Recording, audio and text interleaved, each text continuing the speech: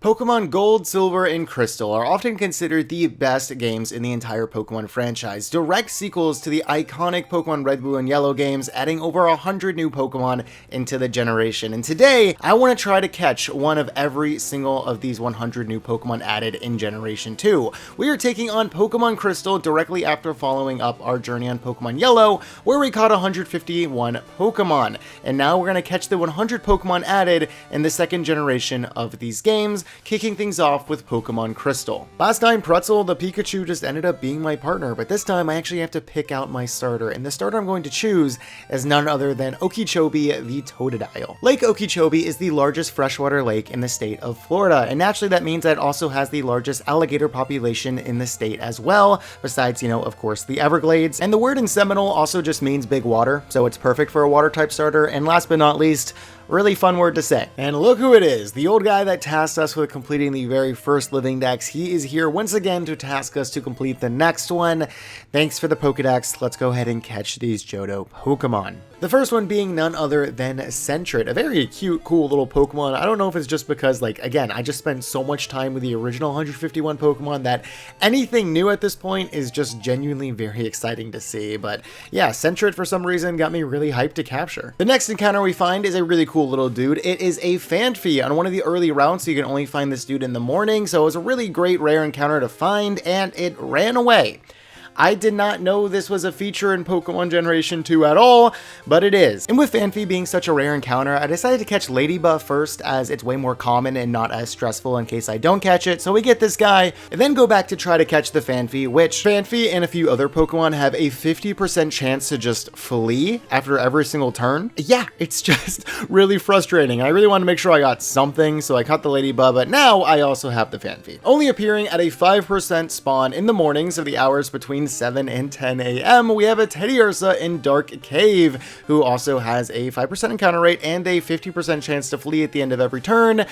Oh my god, yeah, I went through so many Teddiursa. However, this is the Teddiursa that we finally captured for the very first time.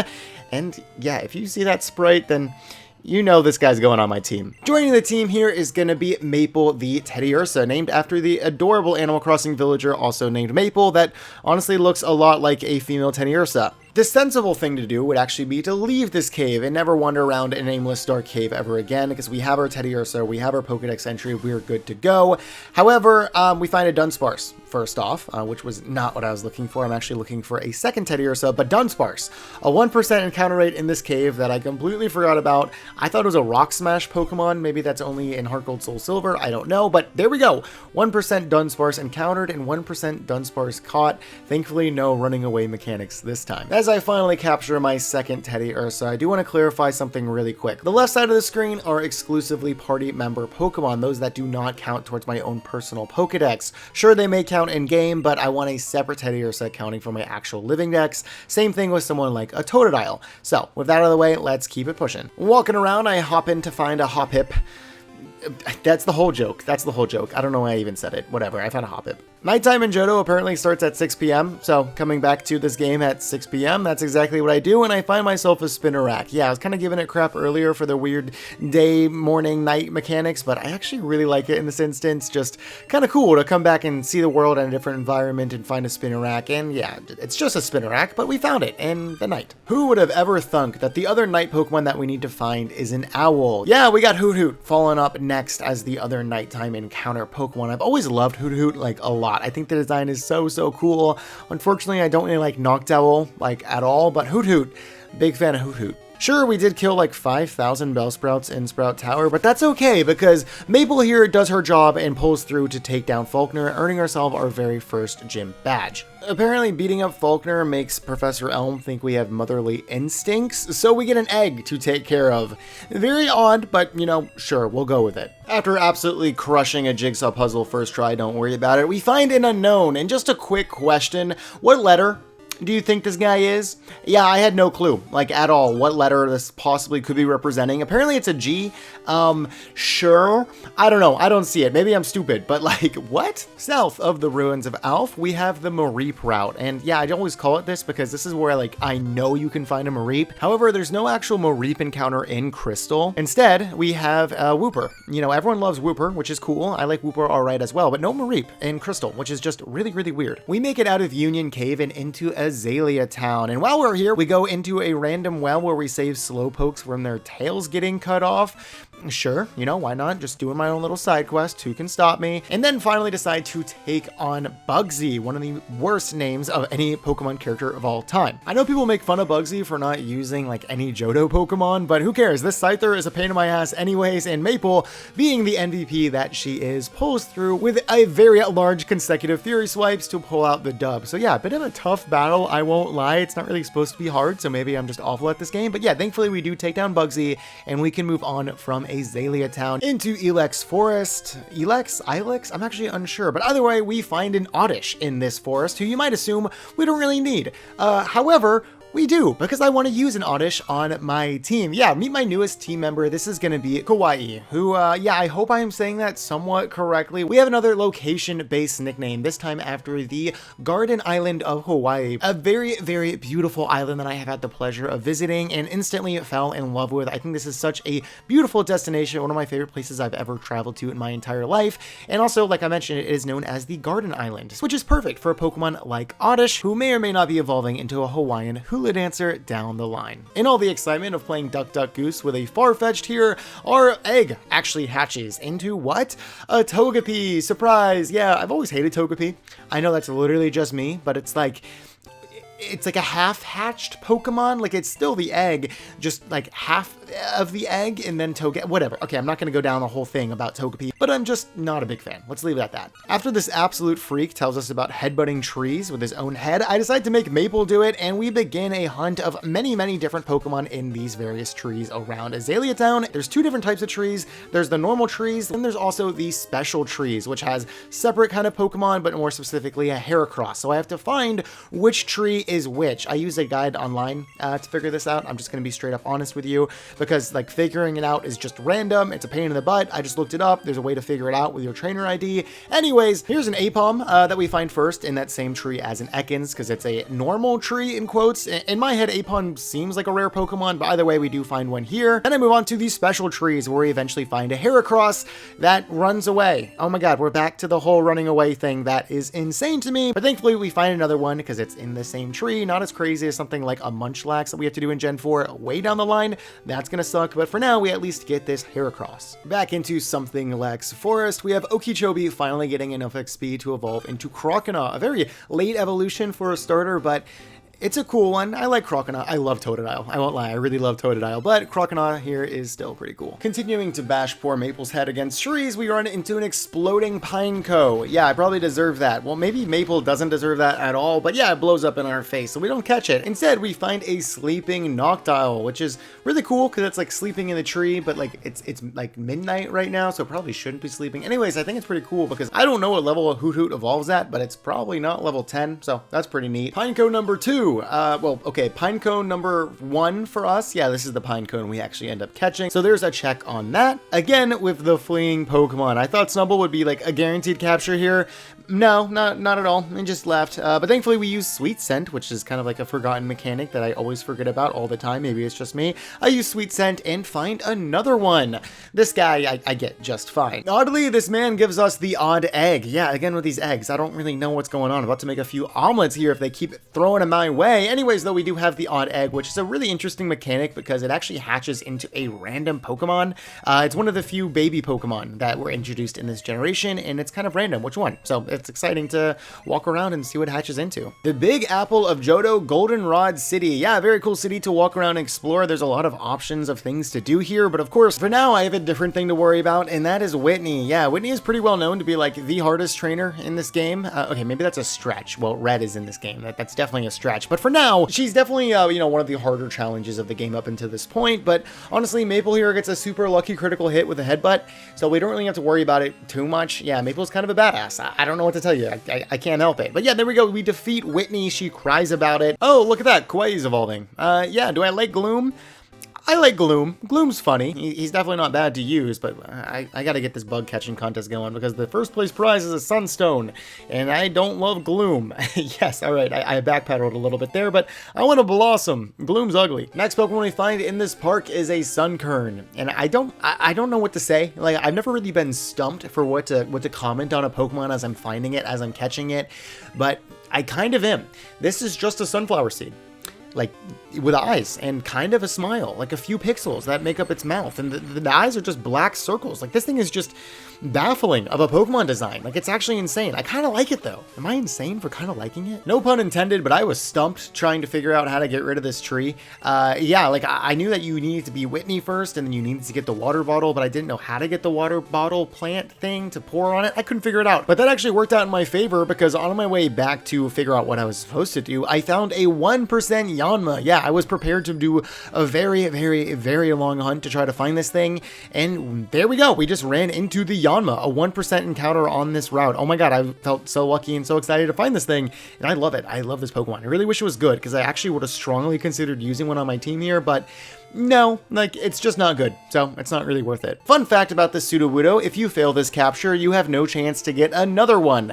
Yeah, kind of insane to me, so really make sure you save before catching these Sudowoodos. Anyways, thankfully, we do not need to worry about it because we catch the Sudowoodo, and yeah, a little stressful. I don't know why that stresses me out so much, but it does. Oh my god, this is the ugliest thing I've ever seen in my entire life. This is one of my least favorite Pokemon ever, but you know, at least we got the Smoochum. Also, there's an increased shiny chance for that Pokemon in the egg to be, you know, shiny. It wasn't. Obviously, I don't even think I'd want a shiny Smoochum, so whatever. Okay, back at the National Park, it is my first attempt at the bug catching contest, and I need to play this contest at least 3 times because I need 3 different Sunstones. The first place prize for winning. I need 1 for a Gloom, 1 for a Sunkern, and 1 for Kawaii here because, you know, I decided to use another Gloom on my team. Why would I do that? Anyways, I think I crush it with a Scyther.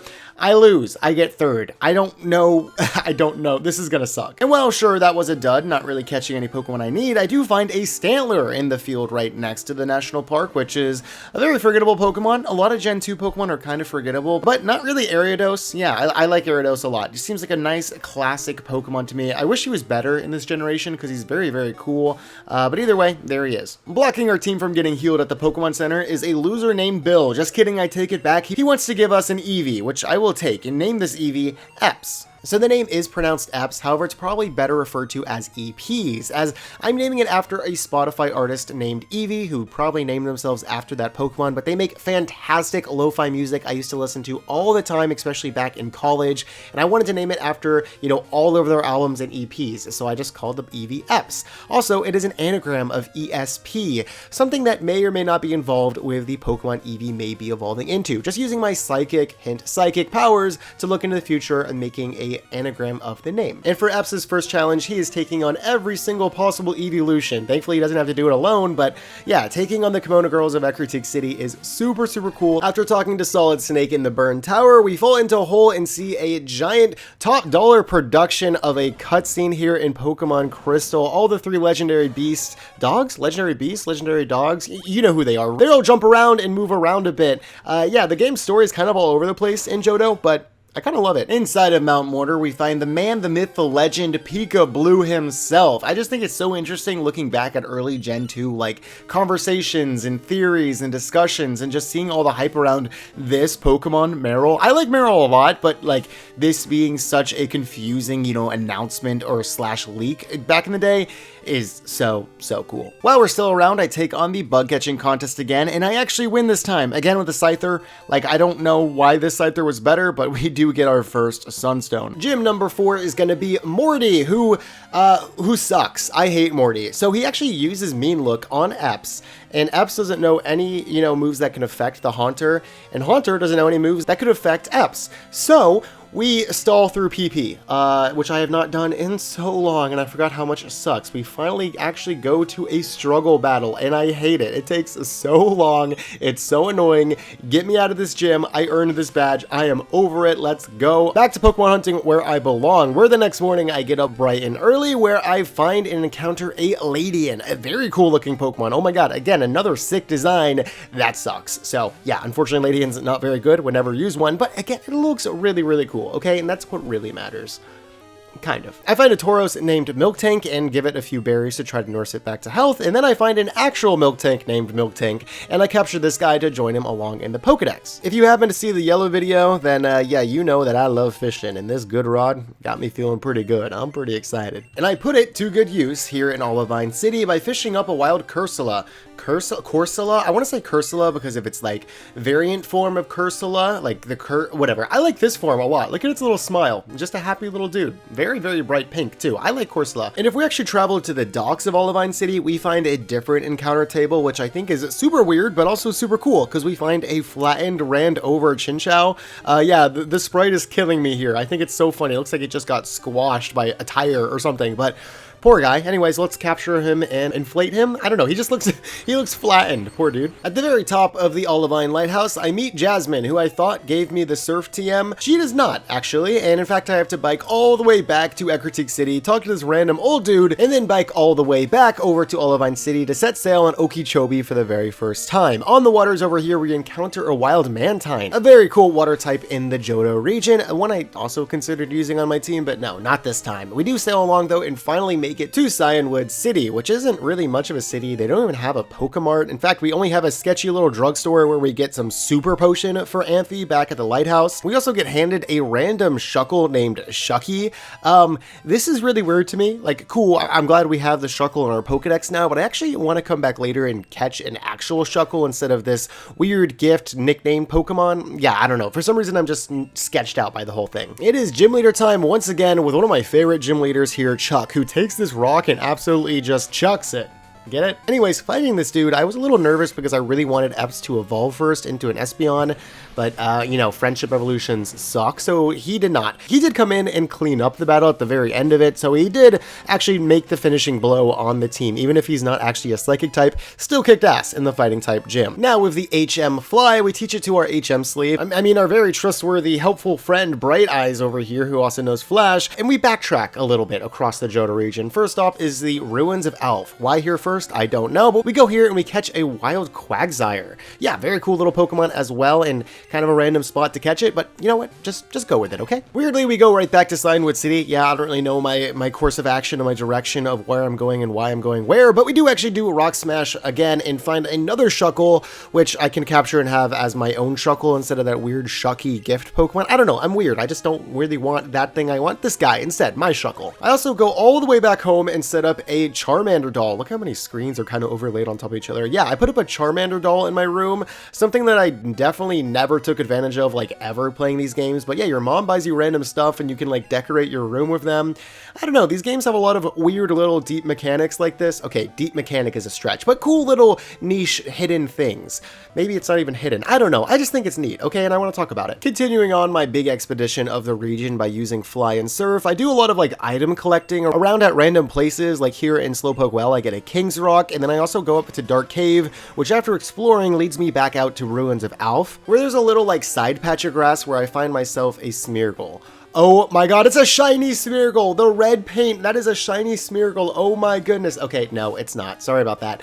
So oddly enough, back in Generation 2, the shiny Smeargle had a green tail, and then the regular Smeargle had a red tail. That is swapped in all future generations, but for some reason, yeah, that's how it is in Gen 2. In the same little area, we also find a Natu, one of the more underappreciated Gen 2 Pokemon, but I like Natu a lot, so much that I don't catch not one, but two. Okay, I'm really trying here. I'm sorry. But yeah, I actually catch two because I want to evolve one into a Xatu, and you can't catch a wild Xatu. So I just catch this guy here because I'm over here, and it was a pain in the butt to get over here. Whatever, there's two of them.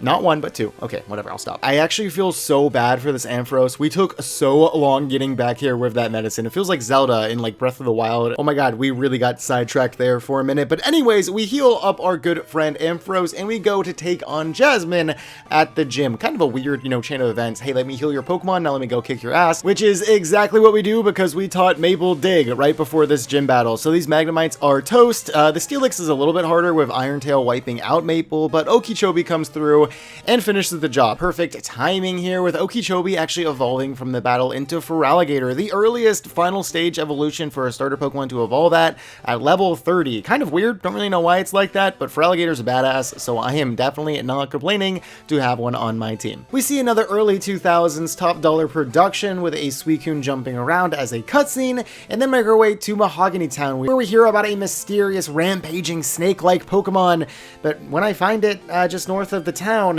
it doesn't seem that threatening. Yeah, I kind of like Furret. Pretty cute. I don't know what they're talking about. Of course, after catching ourselves our Furret, we encounter the true menace of the Lake of Rage, the Red Gyarados, our very first encounter with a shiny Pokemon. And yeah, now seeing it with that, you know, shiny introduction and whatnot is just so cool. And I like it so much that I think this is going to be our newest team member. Yeah, I've never really considered actually using the Red Gyarados as a team member, but we do need another Pokemon that we can actually use for HMs like Whirlpool and Waterfall and whatnot. So yeah, I'm going to take the load somewhat off of Okeechobee here and actually, you know, use this Red Gyarados on my team. And Gyarados himself is going to be named after Mesmer the Impaler from Elden Ring. And I've been wanting to do an Elden Ring or Dark Souls boss nickname or something for a while now, and I'm so glad it's finally working out with the Red Serpent Pokemon of a Gyarados.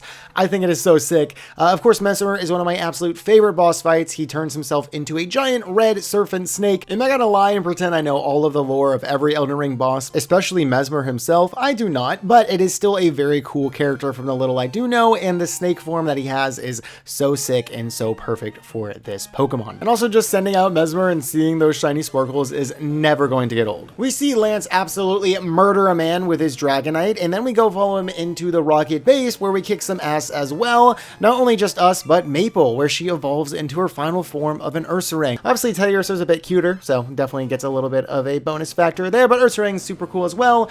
And yeah, more of our team is finally coming together. Very cool to see. I really never understand why Pokemon keeps making Ice like one of the later gym leader typings, because it's not very good. Like, this is the second to last gym leader, and he's the easiest one we fought in so far. Like, bro just needs to retire. He's probably like 90. If I had a nickel for every time Team Rocket took over a popular facility in the biggest city of a region, I'd have 2 nickels.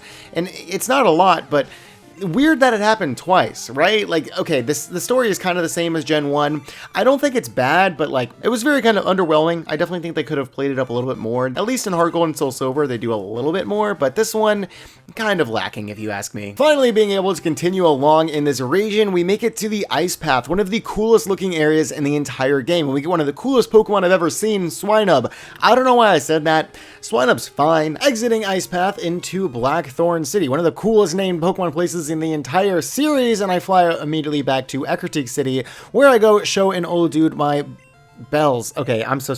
why did I... It is time for the climax of the game, where we can finally encounter Suicune, the box legendary. First, we watch the other two just kind of leave, and then we take on Suicune. And if I can take this opportunity to just kind of maybe critique or mention something, why is Suicune like the... Why does Pokemon Crystal exist? Okay, I like the game. I love the game. I'm having a fantastic time. I do think it is better than Gold and Silver, but at the same time, why Suicune? I think it is a very well-designed and very interesting looking Pokemon, but we could have just done like Celebi even, you know, if we wanted to do a third version that badly, why not Celebi, and why Suicune and not Raikou or Entei? I get that Suicune's cool. Anyways, I'm gonna stop yapping because you guys might completely disagree and roast me for this opinion in the comments down below. I don't know. Either way, we do actually capture the Suicune, and we can keep on moving with the box legendary in our back pocket. Returning to Blackthorn City, it is now nighttime, so we can actually enter Ice Path and encounter 2 other exclusive at night spawning Pokemon besides just, you know, that Swinub. The first one being Santa Claus himself, as we have ourselves a Delibird. And yeah, very interesting Pokemon. I think Gen 2 did a lot of weird gimmick Pokemon like Delibird and Smeargle and whatnot with, you know, him... Oh, he fled. Okay, sick. Who cares though? We have a way cooler Pokemon with Sneasel showing up in Ice Path, and I really extremely super strongly considered using a Sneasel on this playthrough. I think it is such a cool Pokemon, and the fact you can actually find one in Johto in Pokemon Crystal is awesome. However, Sneasel sucks. Yeah, Sneasel is actually not good because he's a very much so physical attacker, but Ice type and Dark type moves are special in Gen 2. So it wouldn't really work out very well, even though Sneasel is very cool. Speaking of cool, we got Delibird. Yeah, sick, awesome, Delibird, cool. South of Blackthorn City on Route 45, one of my absolute favorite routes in the entire game, we have none other than our final team member waiting around the corner. It is going to be Skarmory. Yeah, you guys have probably realized by now I have not had a flying type user on my main team this entire time. It's because I've been waiting for this guy. I think he is just so sick, especially back in Generation 2. I feel like a lot of people just didn't really use Skarmory at all. You know, granted, he is almost at the 8th gym leader of the game before going to like the Victory Road portion of the game. So yeah, he's pretty late game, but still, he's so sick that I'm glad I held out, and now Excalibur is joining the team. I was really undecided what I wanted to name my Skarmory until I read the Pokedex description of Skarmory, where it mentioned using its feathers as swords. That is the sickest thing ever, so immediately I was like, oh my god, I have to play into that, and Excalibur is what came to mind first. Not only the ancient sword of mythology, you know, with King Arthur and the Round Table and whatnot, also this insanely sick 1980s film called Excalibur. Oh my god, this movie is so sick. It is okay as a movie, but the vibes are immaculate, and the box art for this movie, it might be the best looking box art, movie poster, whatever you want to call it, I've ever seen. Advertisement for a film ever. I don't know why we don't make movie posters like this anymore. This movie is a must watch. While I'm out and about looking for my next Skarmory, I run into Donphan. I guess this is technically like the same route, or at least connected to the same route to where I found that Phanpy, so I guess it makes sense. You know, little full circle moment here from the beginning of the video. Another pretty cool Pokemon kept to the final route of the game is Gligar, and yeah, I really forgot about this thing as well. A lot of Johto Pokemon just seem a little bit more forgotten, especially when they don't have their Gen 4 evolutions yet. Either way, we found ourselves a Gligar and a very cool Pokemon. This area does also link up into Dark Cave, where we have a few more encounters to do, but also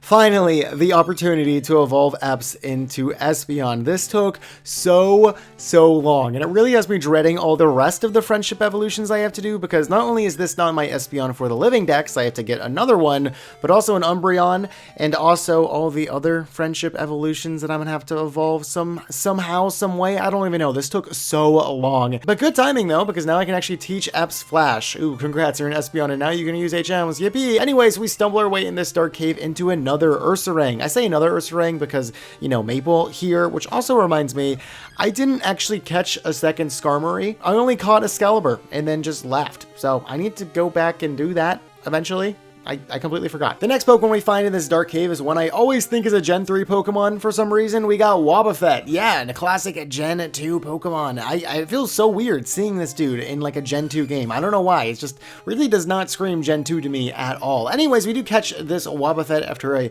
pain in the ass battle. Trust me, that was really annoying. Typical for Wobbuffets, honestly. After catching Wobbuffet, it is now time to take on Claire, and one of the coolest gyms in the entire region, and I just love this gym battle, Claire as a character. I think it's all very cool. The battle itself goes fairly well. I don't know, in my head I thought that Mesmer would do better, you know, knowing a dragon type move and also not being a dragon type. I thought it would be stronger, but it's just not really. So in the end, we just use Maple to brute strength. Okay, I wasn't even trying to make like a pun there, but yeah, just use strength. If you'll notice, a lot of my gyms come down to Maple just using strength. Anyways, Claire does refuse to give us the gym badge, meaning we gotta go chase her down in the Dragon's Den, which might just be the coolest looking area in the entire game. I love these little small parts of Johto that are just insanely detailed and just really make the Game Boy Color colors pop. Like, oh my god, this looks crazy cool. And since we are true Dragon Masters, Professor Elm decides to give us the Master Ball. Is there actually a correlation there? I am not sure, but there is actually a correlation with the 8th gym badge and the ability to use Waterfall. So that's exactly what we do to go up into the deeper parts of Mount Mortar, where we find a very rare Pokemon. This trainer decided to give us a Tyrogue.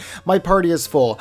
I don't think you understand how hard it was to actually get to this spot, so seeing this text really just broke my heart. So I go all the way back to the PC and then come back and finally get the Tyrogue. Next thing we do is take our very first steps into Kanto by sailing towards Victory Road, and yeah, oddly enough, it is the same exact Victory Road as we saw in Pokemon Yellow. Really weird to me. Like, I feel like I knew that, but I also just didn't, and it's just empty with no trainers to battle in, except for one, none other than the Doofus is here, and he's he's there. He wasn't really much of a challenge. I want to be so honest. I feel bad, but he really wasn't too hard at all. But now it is time to get ready for the Pokemon League. First thing I do is catch a Scyther so I can get another Sunstone and finally have a full team of 6 of evolved Pokemon. It just took 8 badges and right before the Elite Four grind to finally evolve Gloom into Blossom. And after a quick grind to get the rest of the team all up to at least level 40, it is time to take on the League, and this is our final quick roundup of the entire squad before going in there. I'm pretty excited and a little nervous to see how this goes. First opponent is going to be the Psychic type trainer Will, and I really did not have a great direct counter to like any of his Pokemon, but thankfully I taught Epps Shadow Ball before going in here, and even though it is oddly a physical move, I completely forgot about that in this generation, it still got the job done for most of his Pokemon, and Epps ran away with the show. Keeping the Epps hype going, we have Koga up next, and not only did Epps just have his way with this entire team, so did Excalibur. Being a steel type that is completely immune to poison is such an underrated feature. I really just can't get over how broken this type is, so it is great to have on the squad. And bada bing bada boom, 2 down. Bruno probably doesn't want me talking about this, but yeah, we absolutely murdered him as well. Of course, we have a lot of counters to his team with Epps being a Psychic type, Mesmer and Okeechobee both being great water types on our team that could easily have handled his rock types, and once again Excalibur coming in with that flying typing this time to take down his ace Pokemon. Garen of the Elite Four finally gave me a pretty decent challenge here, as I had no counter to dark types at all. I just really had to go off my pure gut instincts of how I could best take down each of these Pokemon. Some, of course, I did have type advantages of, but at the end, it really kind of got close. You know, a Murkrow of all things gave me trouble, but thankfully my team's strong enough to overcome, and it is time to take on the champion of the Johto League. And who is the said champion of the league? Of course, it's gonna be Lance, a character that I think has always kind of had that aura of, you know, champion status, and I'm glad he actually got that upgrade in Generation 2. And he started off really strong with a Hyper Beam going directly into Kwai's face here, but he only made me bring out my secret little weapon, a little weapon I like to call Ice Punch on Okeechobee. Oh my goodness, this was so broken in this fight. Not only did I land a critical hit on the very first Dragonite that came out, on the next one, I actually got the very, very lucky freeze, so we couldn't actually fight back on that one as well. And then on the third Dragonite, he finally got a move in and hit me with a very strong Outrage, but Okeechobee just murdered 3 Dragonites in cold blood. And while Okeechobee unfortunately did not get the clean sweep against everybody, it was enough damage to essentially seal the deal. Mesmer came through and finished the job against his Charizard, and there you go. I have defeated Lance and taken the title of the Johto League champion. And while it is very cool to have the squad cemented into the Hall of Fame, you and I both know that our job definitely is not done trying to catch every single Johto Pokemon. Not only do we have to go to another region, we also again have more Pokemon to capture inside of Johto itself. The first thing we do is circle back to where Skarmory spawns and found herself a second Skarmory because, you know, again, Excalibur not counting, blah blah blah blah, I had to get another one. Okay, and now we're gonna pause really quick because we got to talk about a certain Pokemon named Celebi. If I was playing this game through the Virtual Console 3DS version of Pokemon Crystal, after the Pokemon League, I'd be able to go and start the Celebi event and catch it in a GS ball made by Kurt.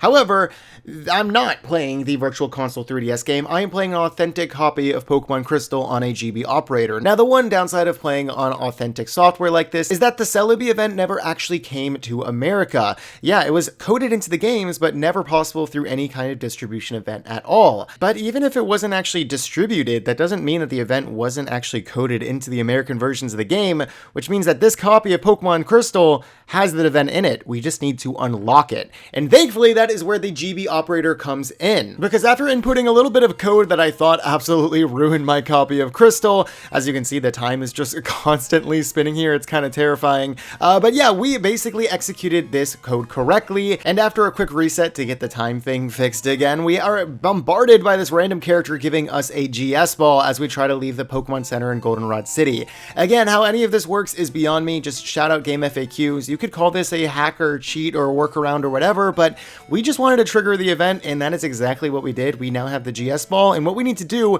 is go talk to Kurt, give him the GS ball to work on, and again, this does take 24 hours, an entire real life day for him to actually finish working on it, and at this point in time, I didn't know if my game was actually working or not, so I had a small fear that my game was still broken from that whole clock thing. So to take my mind off it, I decided just to go ahead and keep on catching Pokemon. The first thing I did was find a Jigglypuff as well as a Ditto. This way I can put them in the daycare so they can start, you know, becoming a little friendly. Speaking of friendly, let's go ahead and try to raise our Togepi's happiness because we need this thing to evolve into a Togetic before we can actually use it to get an egg of another Togepi, because you can't actually get a Togepi to give a Togepi egg, which I guess makes sense. The whole egg thing is weird. Again, I don't like Togepi. Okay, Kirk has worked on our Pokeballs and it is time to go to Mount Mortar to, you know, find a Golbat to catch in a friend ball. Did you think it was Celebi time? Oh my god, you guys are so eager. Relax. It'll get there. As long as my game's not broken, we'll find the Celebi. Anyways, yeah, catching a Golbat in a friend ball to raise its happiness, because we gotta evolve this guy too. A lot of happiness evolutions, and I think we should probably start chipping away at them. I really feel like a kid on a playground. I am doing the most ridiculous things that I've heard like online to raise happiness. I'm giving this Togepi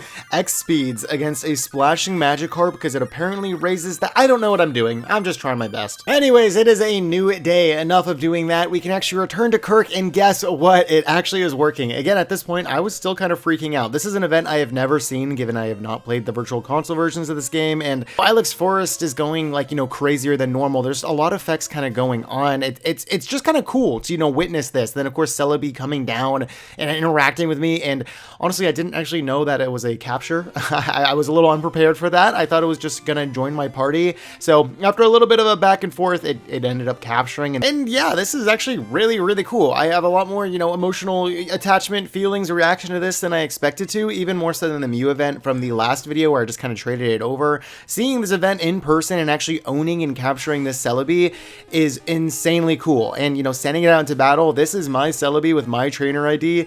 That is so sick, and I'm really glad I did this. Some of you guys may not like that, you know, I went through and kind of back-ended this event into my game, but at the end of the day, it's, you know, my Pokedex and my Living Dex, and I think this is the most authentic way I could have done it, and I absolutely love having this Celebi as part of my collection. And let's keep the ball rolling of catching more Pokemon with Pineco. Yeah, we already have a Pineco, but we gotta evolve it into a Fortress eventually. Not gonna do that right now, but at least we caught a new one. That Pineco had me in the bug mood, so it is time to take on the bug catching contest once again, and it is time to capture our final capture for this contest, a Pinsir, winning our third and final Sunstone. That'll pair very nicely with our second Sunkern, which we use right away to evolve it into a Sunflora, one of the ugliest Pokemon. Yeah, okay, so yeah, you know Sunflora, whatever. Time for breakfast, as well as our egg is ready to be picked up from the daycare, and then I leave our good friend Epps in the daycare, which I learned soon to be a mistake, as when I took it back out after a little bit to take its amulet coin from it, I noticed that the move relearner taught it Psych Up, which is, you know, fine, but he got rid of Psybeam,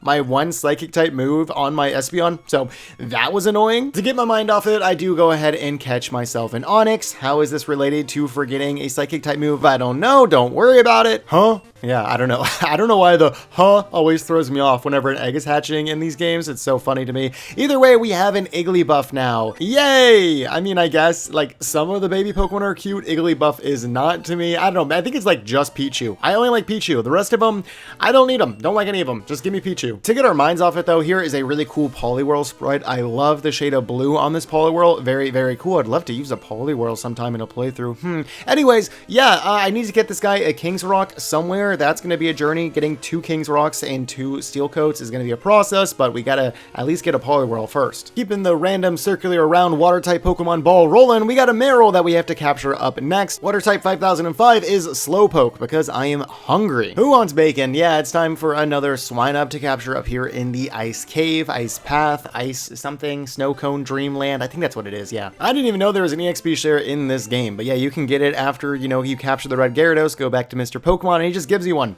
Had no idea, but there it is. That'll be helpful later. As appetizing as a lot of them are, I am not catching them for dinner. I'm catching them to train up and evolve over in Kanto. I can't catch them in Kanto, and traveling back and forth is a pain in the butt, so I'm catching the duplicates I can in Johto before heading over there. Oh my goodness, it is finally happening. After so much training and doing all kinds of random stuff with this Togepi, we are finally getting him to evolve into Togetic. And again, I'm going to use this Togetic to breed and get myself a second Togepi, so this is the first time in this entire series of Living Dex and whatnot that I'm actually going to be removing my Living Dex entry for Togepi and moving it to Togetic, and then I have to go hatch another egg for a new Togepi. Does that mean anything at all? No, I just think it's kind of interesting. I literally could not believe this was happening when it was happening. I thought this would take a long time, but I guess catching it in the friend ball, giving it some, you know, proteins and whatnot really helped out for Golbat to evolve way earlier than I thought it would take into Crobat. Now, yeah, sure, we did it decently fast, but I don't really want to train up all my Pokemon in, like, Mount Mount Mortar. I kind of want to get to like Mount Silver and into Kanto at least, so we should probably finally head that way. But not quite yet. Yeah, we're still sticking around in Johto for a little bit longer because we do need a couple other Johto Pokemon that I would not be able to get without another copy of these games, namely Pokemon Silver. Now, it's actually very interesting, but I actually only need Pokemon Silver and Pokemon Crystal to catch one of every Johto Pokemon. If I was going to complete the national dex of getting every Kanto Pokemon, I would need Pokemon Gold, but I don't, so I'm going to save a little bit of money there and just dive into Pokemon Silver. Now, this is a very short experience in Pokemon Silver, for now at least, because I'm just going to be getting Chikorita. And yeah, then trading that Chikorita over, evolving it all the way to Meganium, and then using that Meganium to have the eggs of other future Chikoritas and Bayleafs. But for now, I'm just getting Chikorita. So yeah, there it is. It's been a while, but here we have our old sketchy iPhone camera recording some trading gameplay on actual authentic Game Boys, because again, I can't record that anyway through a Game Boy operator. Hope you understand. Anyways, there is our Chikorita headed over into Pokemon Crystal. While the Chikorita save file was a very short time of existence, now we are going through and picking a Cyndaquil. However, this Cyndaquil is not going to be traded around.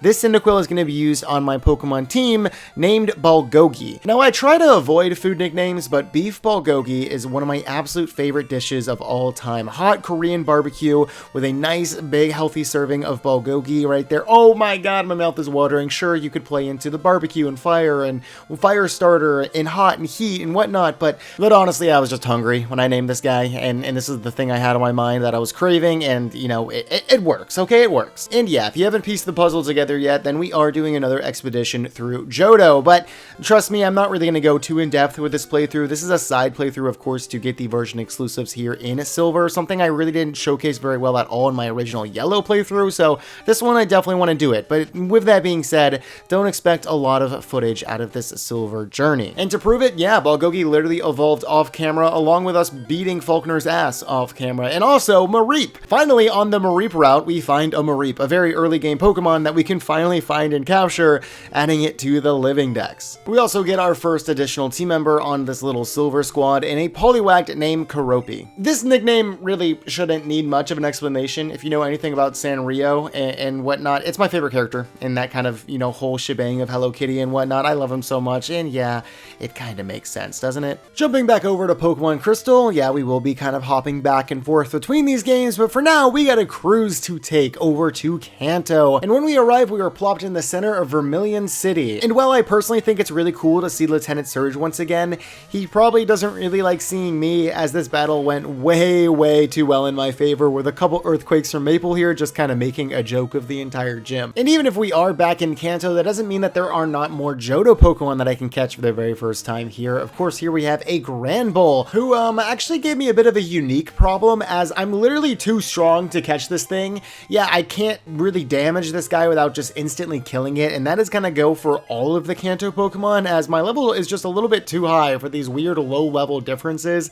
that you have with wild Pokemon back in Kanto. But regardless, we still managed to catch this thing, and we can keep hunting new Johto Pokemon in an old region. In Saffron City, we do get a few useful items, such as Psychic. Eps can finally, you know, learn a Psychic type move again, as well as an upgrade, as I completely forgot that Porygon and Porygon 2 by extension is in this game, so I really gotta start saving up money, but at least we have the very first step of how to evolve the Porygon. No matter what game she's in, Sabrina has always been one of the absolute scariest gym leaders to me, and while I did try to do some clever strategies like Excalibur using Detect against a Future Sight, which, yeah, that doesn't work, unfortunately. I really thought it did, but no, that does not. Thankfully, Eps just still knows Shadow Ball, so that really was the key thing in winning this battle. I didn't need to overcomplicate it with any weird strategy. Speaking of Future Sight, this Gloom gets a glance of what she will eventually evolve into while I capture her. Also, I'm not afraid to admit it, I was so stumped of what to do at this point. I did not know where Misty was or how to find her. The first place I check is an old sketchy abandoned power plant where I didn't find Misty, but I found a giant Electabuzz. Also, let me just tell you that this Electabuzz was so stubborn. It took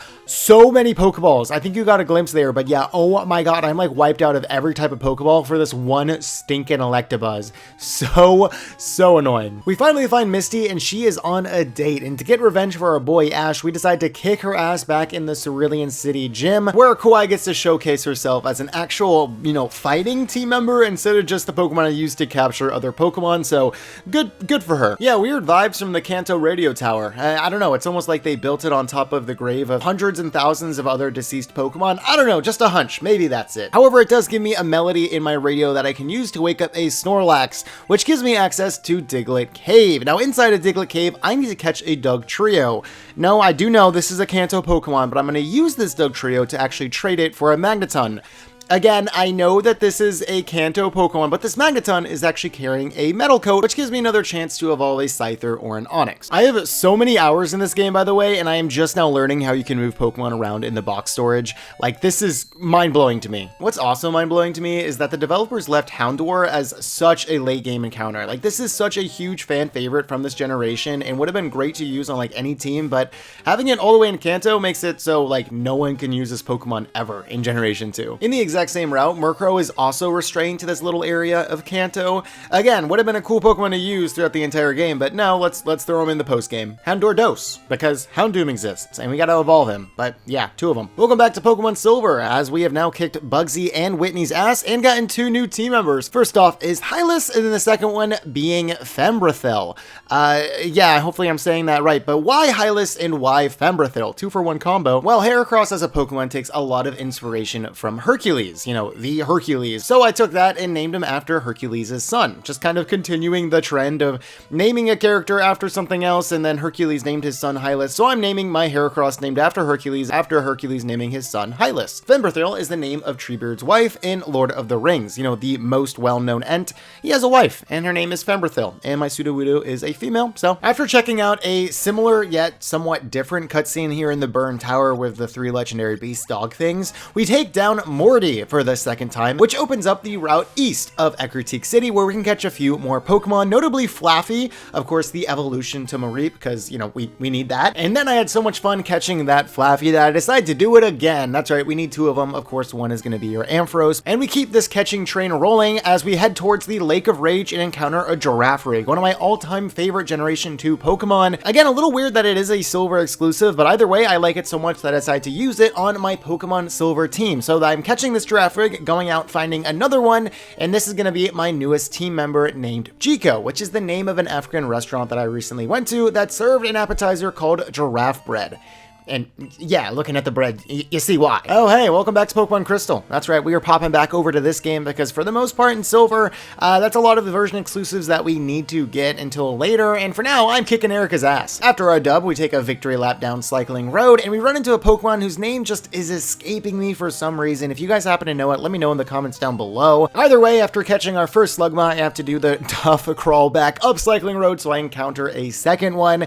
Yeah, again, another evolution guy. I feel like we're used to it at this point. Just expect me to catch 2 of every Pokemon from now on if you haven't been already. Hey, I know 9 out of 10 people wish the Safari Zone was also in Generation 2, but as someone that hunted every single Pokemon in yellow in that Safari Zone, I am so glad to see that thing close. You know what else needs to close? The Fuchsia City Gym. Yeah, Jasmine has not been doing a great job keeping this place very difficult, I would say, ever since Koga's departure. He's really got to get back here and start fixing it up. Jasmine's a cool character, but yeah, the gym itself, not the toughest battle we've had, I'll say that. East of Fuchsia City, we find another Johto Pokemon that has infiltrated the ecosystem of Kanto, and that is going to be Skiploom. And I know, I literally just said that you should probably be expecting me to catch 2 of every Pokemon, and I was looking for a second one. However, my good friend Gavin gives me a call, and Gavin has something that I want. Well, more specifically, his Kingler does. He's holding a King's Rock, and if I use Thief on this Kingler, I can get that item, something I need to evolve future Pokemon. Yeah, he doesn't have it.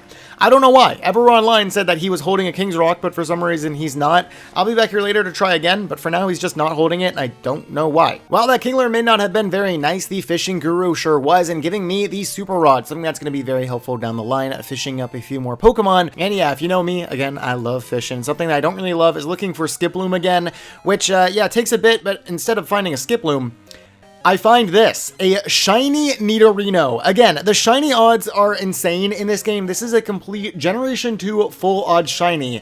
And not only is that a shiny encounter, I also send out my own shiny Mesmer against it, which is so cool to see 2 shiny Sparkles back to back in a Generation 2 game.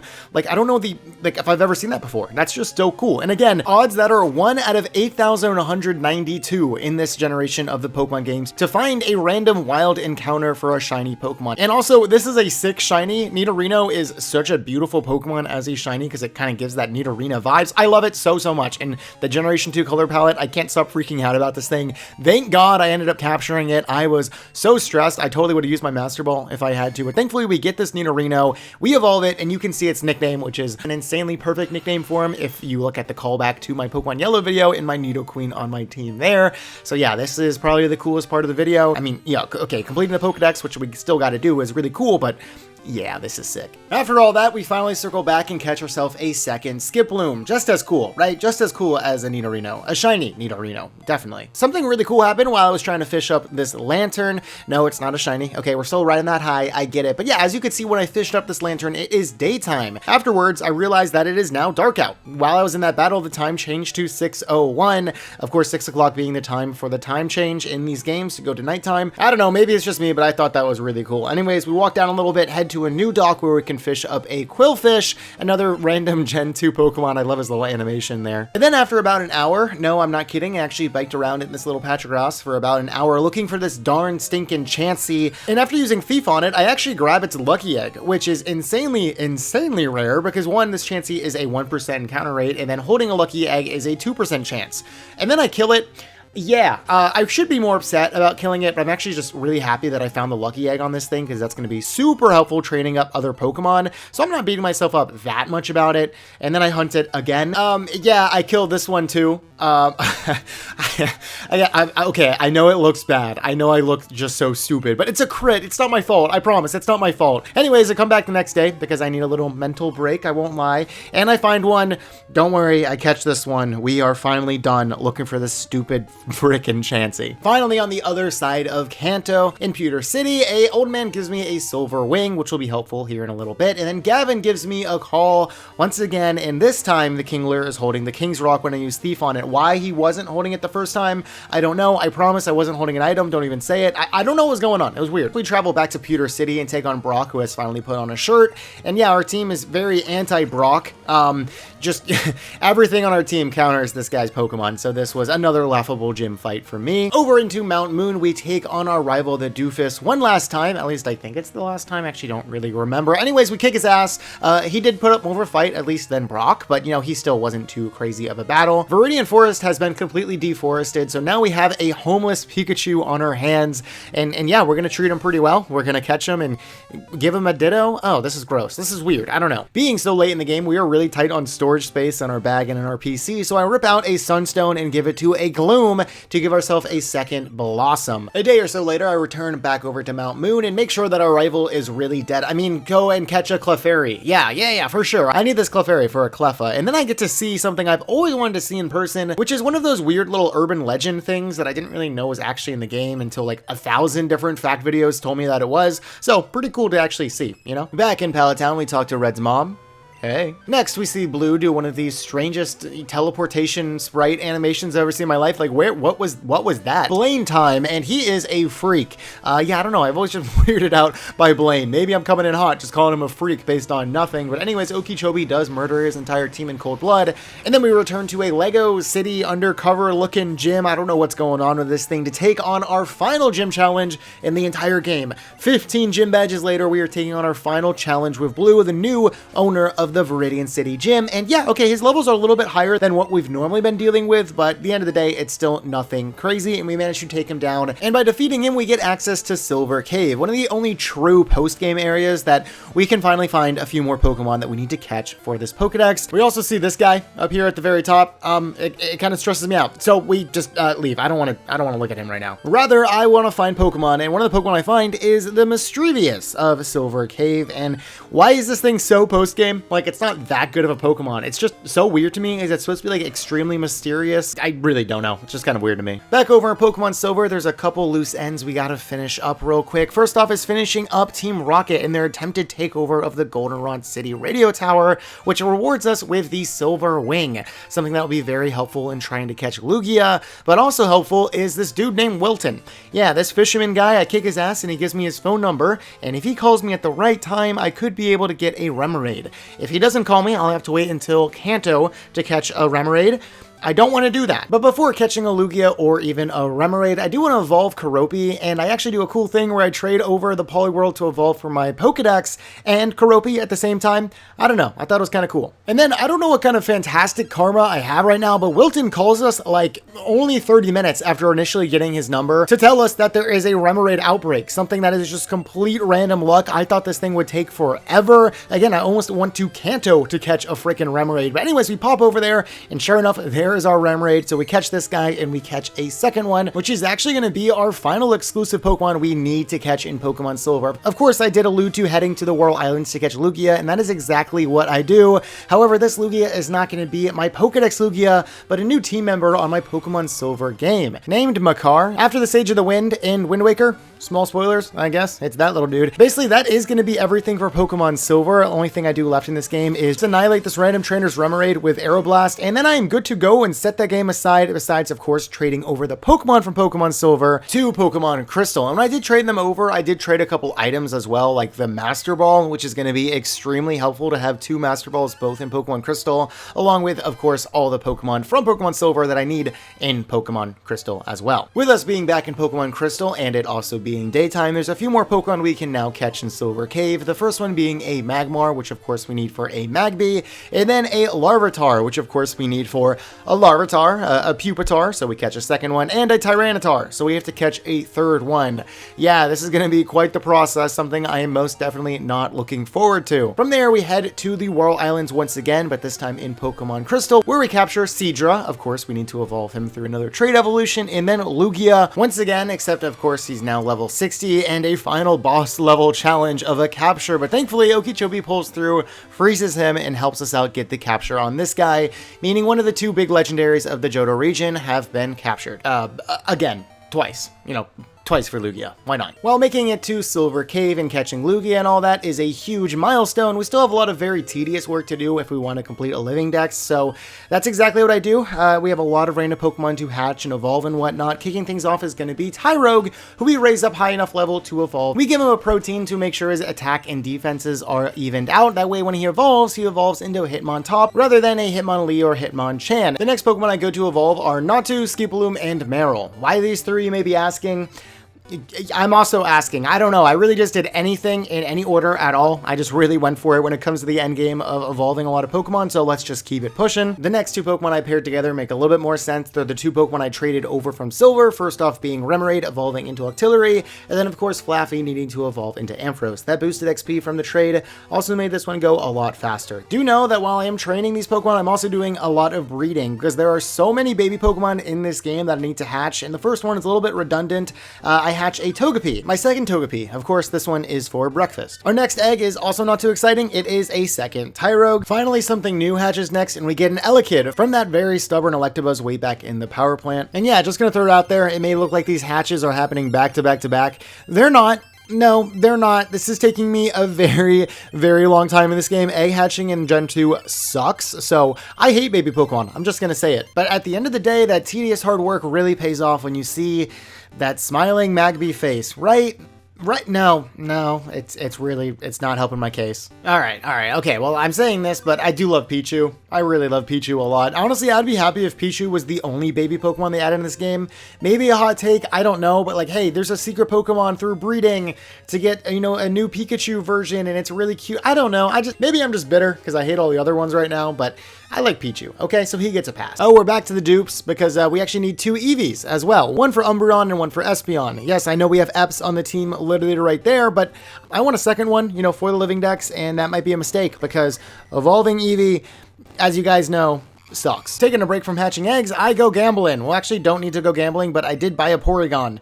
It wasn't nearly as expensive as I thought it would be, so I just kind of bought it on a whim. And now we have all the Pokemon we need for trade evolutions, so we'll do that really soon. But before more trading and breeding and all that crap, we just go back to good old classic Pokemon battles, training up our Pokemon on Mount Silver, and we actually run into a Pupitar, a 1% encounter near Red up here at the top of the mountain. And this is actually a great capture to knock out of the way, because it's one less Larvitar we have to train up, because we do have to get to that level 55 Tyranitar at some point. Believe it or not, this is in fact Mount Silver. Yeah, it's just really scary without Flash. Anyways, a new egg to hatch inside of the Dark Cave, and that is little old Cleffa. Yeah, cute. Alright, lots of training in Mount Silver. Finally paying off here with Swinub evolving into Piloswine, Pineco evolving into Forretress, Houndour evolving into Houndoom, and then that Pokemon that I just can't seem to remember his name, he finally evolved into Magcargo. That little Chikorita we traded over a long time ago for Pokemon Silver, yeah, that guy is now a Meganium. The part of the video you guys have been waiting so patiently for, trade evolutions. The crowd goes wild. Yes, Slowpoke evolving into Slowking, Scyther evolving into Scizor, Steelix evolving from Onix, Kingdra evolving from Seadra, and then lastly, Porygon going into Porygon 2. Very exciting, I know, but please hold your applause until the end of the video. Thank you. Oh, we also trade over our good friend Bulgogi from Pokemon Silver. Don't worry, he'll go back to his main squad soon, but we need him for a few Cyndaquil eggs down the line. Speaking of starter eggs, Chikorita finally hatches from one of them, and then another Chikorita from another, and then a Cyndaquil from a different egg, and then another Cyndaquil from a different egg, and then last but not least, you're never gonna believe it, feast your eyes on the third Cyndaquil. Alright, enough hatching starters, we need to evolve the starters. We finally get the entire Chikorita line completed as we evolve one of our Chikoritas into a Bayleaf. Cyndaquil follows Chikorita's lead and evolves into a Quilava, and then the third Cyndaquil evolves into also a Quilava. After a very long training session, makes his way into a Typhlosion, completing both the Chikorita and the Cyndaquil lines for all of their entries in a Living Dex. The next three evolutions I want to take care of suck like a lot. I hate happiness evolutions so much, but after a relentless amount of haircuts and proteins and even a couple run-throughs through the Elite Four, we get Chansey to evolve into a Blissey. I have been doing so much with this stupid frickin' Chansey, and thankfully we finally get a Blissey to add to the Living Dex. Oh my god, this Pokemon was so annoying, but of course we also have to evolve Eevee, and like I mentioned, going through the Elite Four actually does raise its happiness as we're beating, quote, important trainers with the Pokemon.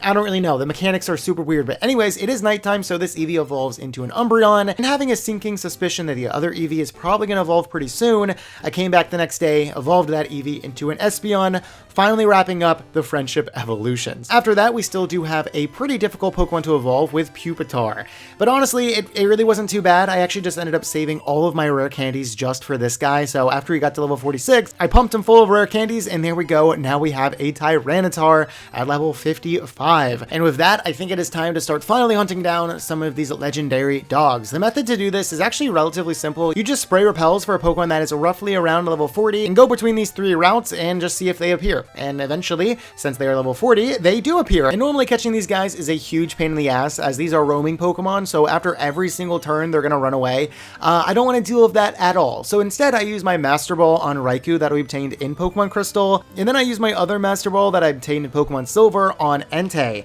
That way I don't have to deal with any of those weird mechanics at all. And I want to know your guys' opinions on using these two Master Balls, because like, I get that it can be seen as kind of cheap and an easy way out of catching these guys, especially using two of them, but it's not like I hacked these Master Balls at all. Like, obtained both in Pokemon Crystal and Pokemon Silver, so rather than feeling like cheap or lazy, it feels kind of smart to me. I don't know, let me know what you guys think down below. After catching both Raikou and Entei, I unlock a secret access in Tin Tower, and after doing a lot of really weird, tricky parkour, I do make my way into the final area where I can capture Ho-Oh. And unlike when I captured my final Pokemon in Pokemon Yellow, this really does feel like a symbolic final battle with the legendary beast that has been mysterious the entire journey through Johto. A really cool Pokemon to save for the final encounter and final capture for the entire video.